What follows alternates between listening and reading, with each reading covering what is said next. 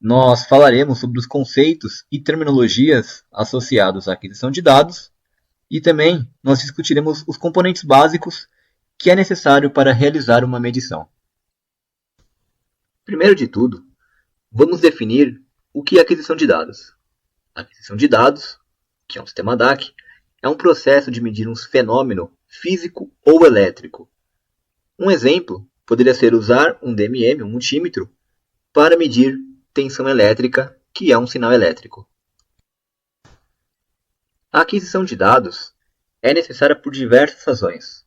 Por exemplo, você pode precisar monitorar sistemas, avaliar o comportamento de um produto sobre determinadas condições, ou até mesmo otimizar a performance e o desempenho do sistema.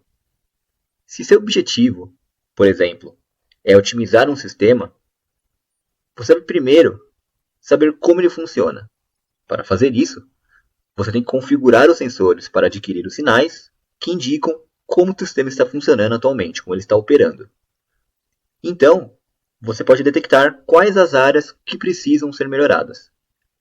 Depois de implementar essas melhorias, você pode de novo querer testar esse sistema para verificar se o seu sistema está operando como você deseja.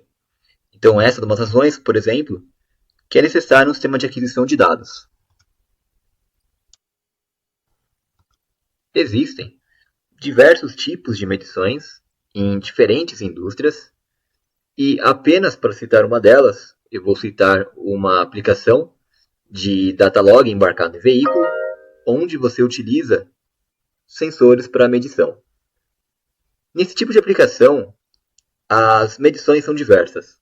Você precisa adquirir dados de vibração, RPM, deformação, temperatura, torque, carga, pressão, velocidade, entre diversos outros. Vamos dar um exemplo. Vamos dizer que você foi atribuído para reduzir a carga por eixo de um veículo enquanto ele está em movimento, enquanto tem alguém dirigindo ele. Como você faria isso? Primeiro de tudo, você precisa entender o atual estado desse veículo, ou seja, qual é o comportamento dele, quanto de carga tem em cada eixo. E para fazer isso, para determinar, é claro, você precisa realizar a medição, pelo menos 2 medições, que é a carga em cada eixo.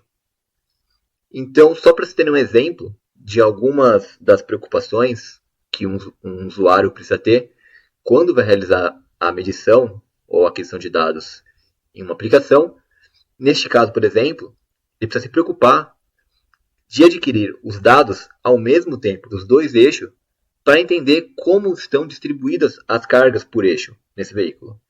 Então, esses são apenas alguns dos exemplos de aplicação, algum exemplo, na verdade, de aplicação, e algumas das preocupações que o usuário tem que ter quando lida com ferramentas de aquisição de dados. Vamos novamente considerar, então, a DMM que nós estávamos utilizando até agora para realizar a medição de tensão elétrica. Se você lembrar do exemplo que eu acabei de dizer, que seria um exemplo voltado a datalog embarcado em veículo, ele precisa realizar medições de diferentes canais, de diferentes tipos de dados e todas as medições simultaneamente. E como vocês podem ver, isso não é prático utilizando uma ferramenta como essa.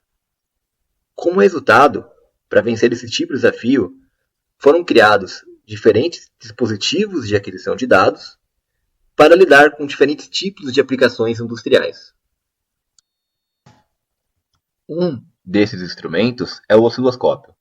O osciloscópio ele fornece uma análise no domínio do tempo, do sinal que está sendo medido, podendo ser armazenados os resultados desse sinal em uma memória de armazenamento, que pode ser USB, depende do osciloscópio em questão.